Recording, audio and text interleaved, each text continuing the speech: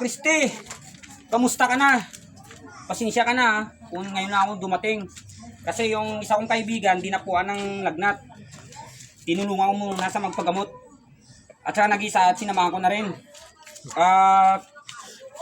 Yun kanina, yung kasama kong maganda, wala yun. Dati ko lang kilala. Mas nauna ka sa kanya. Mas maganda siguro, kakain muna tayo. Gusto mo bang umorder? Brad, 2 minuto, tapos 2 kanin, tsaka 2 pritong isda. Christy. Sa isang katulad ko, Christy, maraming paraan para mabuhay ako ng matagal.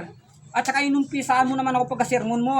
Hindi mo ako estudyante. Pumunta tayo dito para kumain.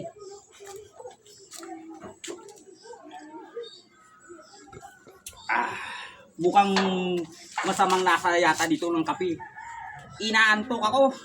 Gisingin mo na lang ako kapag tapos ka na. Wow! Oops! Di ka muna. In-English mo naman ako eh. Aaminin ko nga sa'yo. Ano ka ba? Amerikana, Bisaya o Ilocano? O Pilipino? Pilipino ka pala eh. Bakit panay-dakdak mo sa akin puro English? Magtagalog ka. Basta ako, marunong ako magbasa, marunong ako magsulat. Ganon yun.